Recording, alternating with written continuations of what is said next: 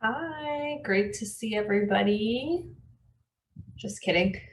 Obviously, I pre-recorded my talk, so how can I see anyone? It's not like I'm clairvoyant. But thank you all for attending, even those of you whose main reason for tuning in is to see Fariel and not me. It's okay. I still like you. Actually, if you look at the live audience, I'm there as well because I too am excited to hear our girl Fariel tell us what's up. So in my presentation, we have three parts: brief life updates, identifying healthy outsourcing, and my two theories on operations management today in the fourth industrial revolution. Brief life update. After SBS, some of you know that I moved to Dubai, where I became ruler and did a pretty good job, I must say. Needed a bigger challenge, so then moved to China, where I ran for party secretary of the CCP and had some really good food and interesting colleagues. But when I decided to get married to someone whom you might recognize and is noticeably non-Chinese, I could no longer continue as empress. What is an ex-empress supposed to do without her throne besides join a startup headed by her father? So in 2010, we started Herm Archer Turbochargers, which is China's first foreign-owned, American-owned, privately owned design and manufacturing turbocharger company. Here we are out front of our main gates in our second campus. We don't really allow a whole lot of cameras inside the factory, so I have provided the best picture of a tree and a pillar. We have two lines of businesses. One is called the aftermarket and the other is called OEM. And they're different in the sense that aftermarket is a lot of existing technology. Customers are like, hey, I want this type of widget that already exists in the world. I just need them to put onto a tractor that I've already purchased 100 of. And OEM is, hey, I'm the tractor company and I'm designing a new tractor and I need new technology, and we can work together on something that we will probably file patents for and see in a production line somewhere 5-7 years down the road. So they're pretty different in that sense. I work on the aftermarket side. All my customers are aftermarket customers. Here is an actual picture of myself during many meetings with my aftermarket customers. And this was basically my face in 90% of the meetings because so many customers made outsourcing decisions that were not in their best interests at all. Eventually, I found a framework that helped me to explain to colleagues, customers, peers, why I felt that many companies needed to rethink their outsourcing strategy. And that is what I would like to share with you today. Two professors out of HBS put together this matrix, Gary Pisano and Willie Shea, and they're very well published. They are known for giving Senate testimony on the American Industrial Commons and manufacturing. And basically, this matrix explains when a company should consider manufacturing part of their goods elsewhere out of in an outsource situation, or they should keep that part of the business in-house. The y-axis shows the maturity of the manufacturing process, easy to understand. The x-axis is a little bit, takes a second. It is the degree that you can separate the location of the design process versus the manufacturing process. So how important is it to co-locate your design team and your manufacturing team? Let's go over a few just quick examples. In quadrant 1, this is a perfect example of book writing versus book printing. The author doesn't really care about the production process of bookmaking. A more beautifully printed book cannot improve the writing content. Likewise, the book printers don't really care about the quality of the ideas inside the book.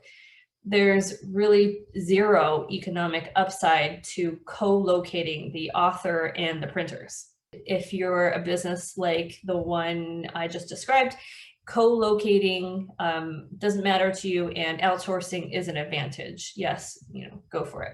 Over here in quadrant 2, where you have still a mature manufacturing process, but you don't really feel comfortable separating the designers from the manufacturers, you have to think about manufacturing most of your key components yourself, and maybe doing just a couple of things that don't totally matter to your final product outside. Fine wine is a prime example. This is a bottle of Opus One by Robert Mondavi. The winemaking process is very well known. It's nobody's secret, but there are little things you can do in the winemaking process that will have an outsized impact on your final product. In that situation where you're making an expensive wine, you want to maintain quality control, so you will maybe outsource things like the sticker on the wine bottle or the glass bottles, but you will make that juice on the inside yourself. So if you're up here in this quadrant, basically don't outsource, except for the things that really are no-brainers to outsource. Down here in quadrant 3, we're getting into what I would just like to call the hell no, don't think about it quadrant, because we're looking at a very new manufacturing process and a design process that is inextricably linked to your manufacturing process. So I have a picture here of a guy making a new vaccine. And when you're making a new vaccine, you're not only designing the vaccine itself, but you're also designing simultaneously the manufacturing process of that vaccine. You're jumping off a cliff and building your wings on the way down. And when you're in an industry like this, there's just huge risk if you separate your R&D team from your manufacturing team. And you would be surprised to know how many companies make that decision anyway, to not vertically integrate, not to be their own key suppliers, not to acquire their key suppliers. Finally, in quadrant 4, we see the example of mechanical car parts, like these hubcaps.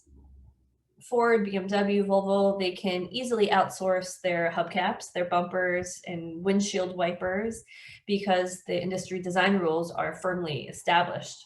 Unlike businesses in quadrant 1, where yes, outsourcing is the right competitive move, here in quadrant 4, all the upside potential is in the manufacturing process. The product designers are commodities.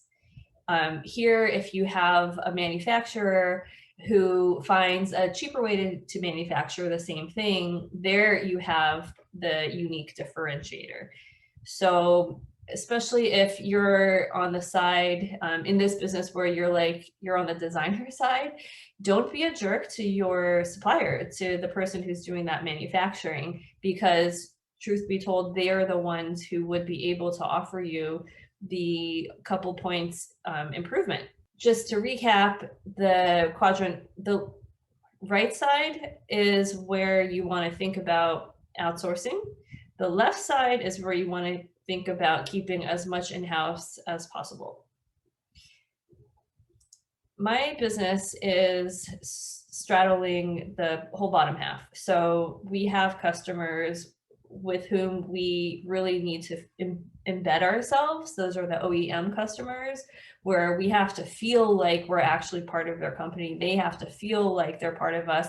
And this is a time when we will create joint ventures. I work, remember, with the aftermarket customers, and it's nothing like that. So I would often feel like, you saw me in this picture were sort of like, why are so many customers acting like they're in quadrant one? And their designs are not offering any extra economic upside to the product. In fact, their designs are full of errors and flaws and inconsistencies.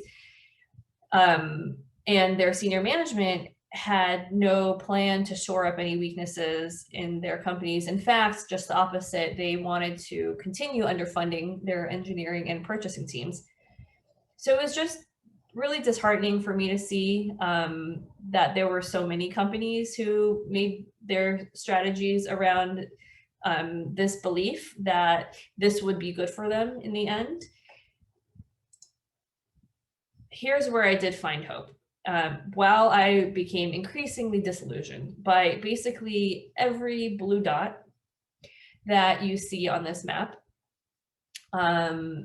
there was one customer who seemed to do everything right.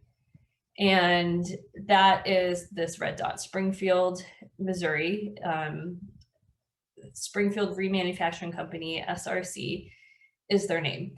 And I wondered why, for their almost 40 years now, their track record could be that spectacular. And I'll give you numbers in a second. But my point is, the usual factors that one would think of as having, some kind of leg up, some kind of competitive advantage, really had zero causation. Things like, do they have deep pockets? Do they have a ton of MBAs? Are they geographically located in a place where they have really good, common sense values? Do they have a very long, storied, institutionalized experiences that they've passed down through SOPs? Like, all of those things didn't actually matter, because I could find plenty of other counter examples. Eventually, after spending a lot of time with them, asking them about what their secret sauce was, and they made it not a secret at all. They were like, hey, we'll teach anyone who wants to learn. I completely agree that actually their competitive advantage is what you'll see in this 2.5-minute video I'll play for you right now. When was the last time you felt informed about the financial status and goals at the company where you work? Employees say that being in the know is one of the top factors that determine their happiness at work. Yet, despite the benefits, businesses are still hesitant to practice transparency in the workplace. They operate ignoring the fact that most people want access to information in order to be engaged at work. It's about financial results and cultural change. It's about money and people. We play the great game of business. The Great Game of Business is an open book management operating system where the company shares business and financial information with employees so that everyone is informed about the business status and goals. But the game goes beyond sharing business financials. It's a whole different way of running a company. You see, we not only share business information with everyone in the company, we teach business to employees in a way that is straightforward and unintimidating, using the analogy of a game. This allows us to demystify business. After all, business has all the elements of a game: rules, a scorecard, a reward for winning, or the risk of loss. As an employee at a great game company, you'll be properly equipped with the general business and financial knowledge you need to participate in company discussions. We're not asking you to memorize accounting processes. We simply want you to understand how everything you do impacts the business, and you'll be given the power to act on that knowledge. You'll also learn about the company's critical number, or the number that will define winning for your company. We follow the critical number all year during our regular staff huddles. We use these meetings to communicate the current score and discuss what we can do to move the score in a positive direction. Ultimately, if we reach or exceed our critical number, we win, and you get to share in the prize. To review, great game companies educate employees about the business, empower them to use that education to make business decisions, and engage employees in driving business results by rewarding them for their contributions. The goal of the game is to create long-term business success for the company and long-term personal success for the employee. And we believe that when employees are encouraged to think, act, and feel like owners, that everybody wins. So that little advertisement showed cartoon, but here's a screen grab of inside SRC. You just see a lot of people who, yeah, they have dirt under their fingernails from working on the assembly line, but in addition to that, they deeply understand why the business makes money, how the business makes money, how their particular individual task of maybe cutting wires makes a difference in terms of scrap waste, and how that adds up then on many different line items that then impact, roll up in the department to give maybe a profit goal that they collectively have decided to tackle and reward themselves for if they hit a target. They make business literacy so fun. It's like ridiculous. The employees are called players. They don't need to have an MBA. All you really need is the spirit of play and the patience to learn and ask questions. The C-suiters who learn and adopt this game operating system for their companies, and it's like 100+ companies at this point that SRC has trained, they love this. The CEOs are all, they've been so tired of micromanaging and doing things that are really at more of a department level of work. They get to then really focus on super big issues, the moonshots, the visionary stuff, the Black Swan events. But I'll tell you what I think is so much more important than even getting the moonshots is developing trust that permeates the company vertically and horizontally. It's just everywhere in a company when you run open book management with employee ownership in this game fun fashion. When I first started telling other people about what I'd seen at SRC, a lot of skeptical reactions were sort of like, well, Esther, that's, a very maybe American manufacturing style of working, and it probably wouldn't work in a culture where there's high power distance between a boss and a worker. Well, I totally understand that being a first reaction, but if you look at the companies that have learned and started using the great game in Bangladesh, in North India, in Russia, at least one mining company that I can think of, I think in Mozambique, I don't think that kind of culture gets in the way. You will probably adapt to it, but in any culture or any business environment where it behooves the system to have more informed employees, then GGOB, Great Game of Business, is very beneficial. When I went out to one of their workshops, there were other business owners who were from like chiropractor clinics, from real estate developers, some like eye doctor chain of businesses. It was just like you ran the gamut. It wasn't just widgets. It wasn't just people in manufacturing, and it certainly wasn't just English speaking American bravado companies that were benefiting from this degree of business literacy made fun. I said I'd give you a few stats on their performance. Well, their SRC, Springfield Remanufacturing Corporation, their momentum was so good that after starting from a loss of $60,000 in their first year, which was early 80s during a double dip recession, by the way, their sales started to grow 30% annually. About 5 years later, their headcount increased from 650 people, from 119 to 650 people. And at this point, their hourly workers They owned company equity that was valued at the equivalent of a house where they lived. Their stock price had increased from 10 cents at inception to $18.91. So that's about 18,200% growth. Fast forward from there another decade, their share price increased to $348, and the company had diversified into 60 businesses.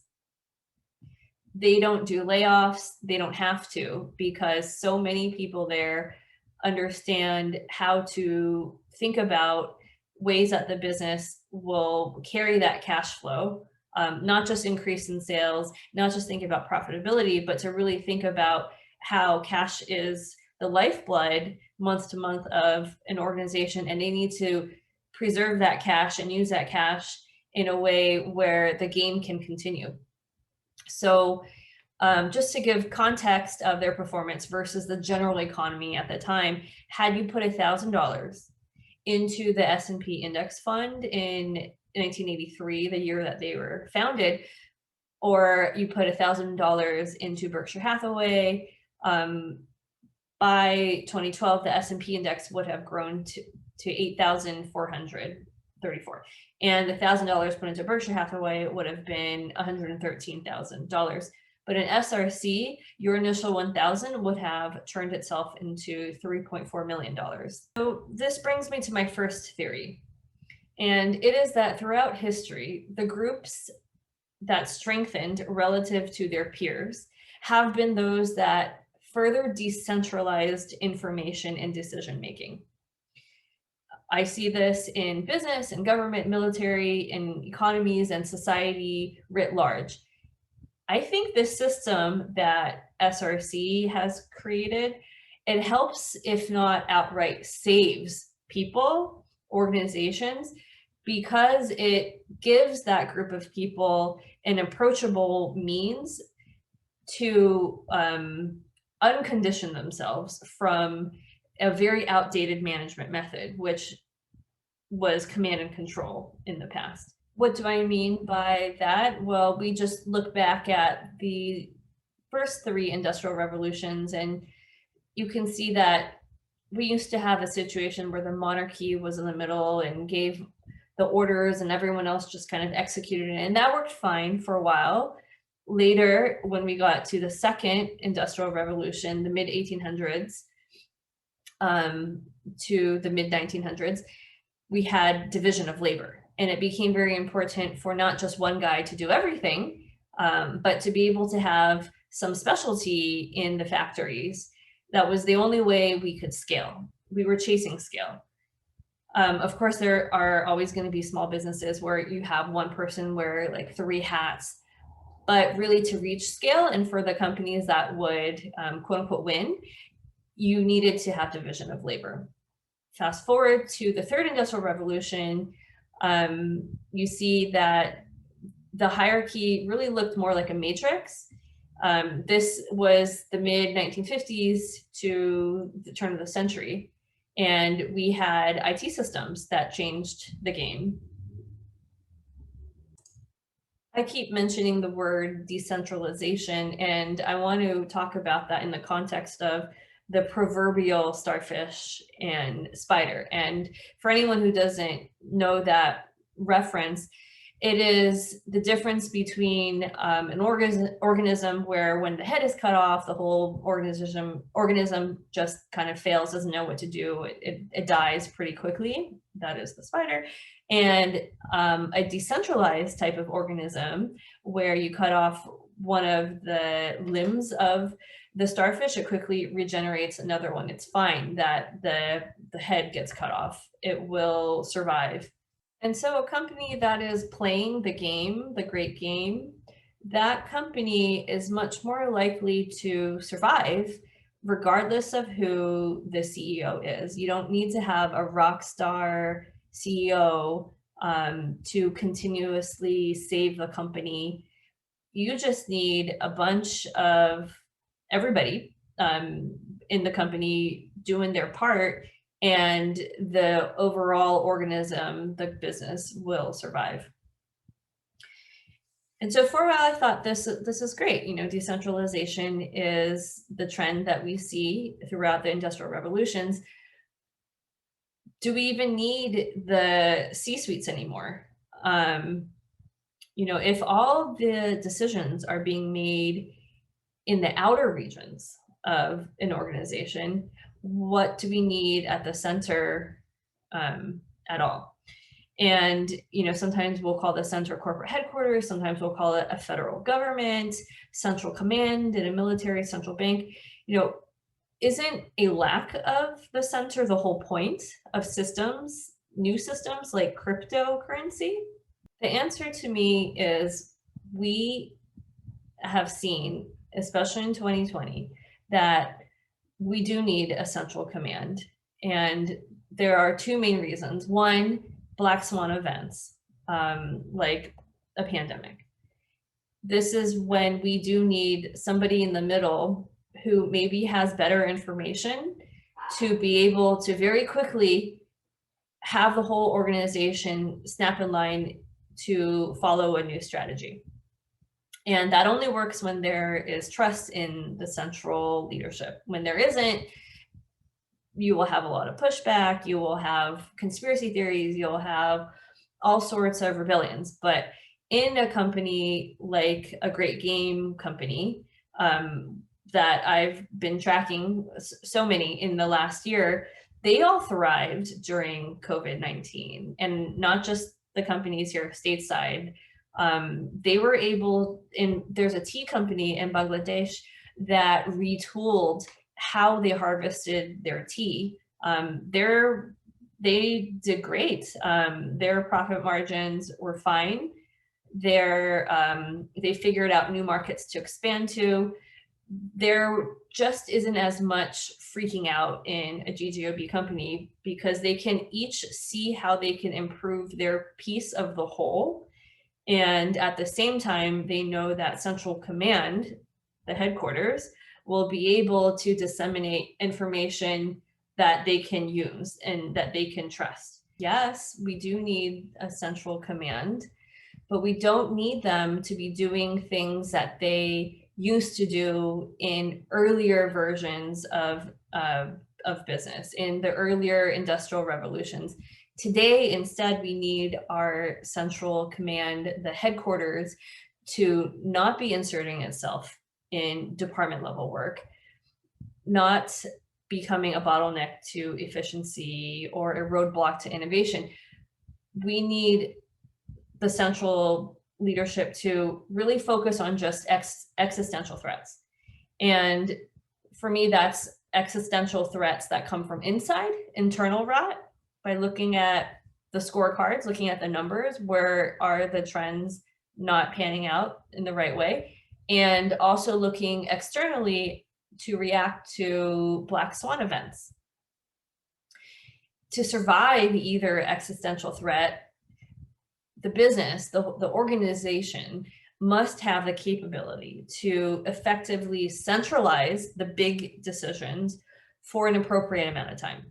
And to do that, that central leadership has to have the trust of everyone who lives there, who works there, who is part of the overall organism. Trust is so essential. And if it hasn't been already been in the works leading up to the Black Swan event, then you're in a lot of hot water, because at that point you're trying to build trust in the middle of a crisis, and that's pretty hard to do. By now, we all agree, or likely all agree, that 2020 was a major black swan. It was uncharted territory and there was little room for error. So we would be remiss if we learned nothing else from the year, but to care equally about the exact opposite of decentralizing power. Centralization of decision-making authority is equally important. So we know that black swans will happen. External shocks to the system are part of life. The question is not how to entirely prevent those shocks, but how to prepare our systems to flexibly cope when those shocks come. A pandemic is one example. They happen. We don't know exactly when, but we know they will. Financial crashes as well. So the question that crosses my mind a lot is, what does resiliency of an organization look like now and into the future, maybe during the fifth industrial revolution or the nth industrial revolution? I think that it will look like, and the graphic looks, it's so small, but basically I have the starfish and the spider combined. And not only are they combined once, but they're combined to then be in its own school collection of starfish spider combos. To me, that is what the fourth industrial revolution needs. We need an ability to flex back and forth between being decentralized and centralized. And what does that mean for my customer at SRC with A Great Game of Business and other companies that are running a very decentralized, a very successful decentralized and centralized system? Well, I think that if I could just actually pretend I am clairvoyant for a second, by the time we reach the fifth industrial revolution, not only will human teams need that dual starfish spider flexibility, but we'll also need to be able to simultaneously function magnitudes larger, like an entire pod of starfish, and magnitudes smaller, like a little parasite that's hosted on one individual starfish. That is my second theory. That's all I have for you in slides today. If you want to hear more, in the past when I was really into trying to crack these nuts, I put together podcast episodes, and if you want to listen to them, you just have to look up Tangy Turbo Book Club. The Great Game of Business is one of the first books that SRC's co-founder Jack Stack wrote. Episodes 1 through 3, and then on the back end follows some of the chapters in the book. And in the middle of it, of the podcast series, episodes 4 and 5, I focus a lot on what the two HBS professors talk about. So there you go. These are the things that I have been thinking about for the last 15 years. And I'm hoping that in the next 15 years, I will be thinking about something else. Thank you so much for listening. And let me know if you've got any comments or questions. Bye.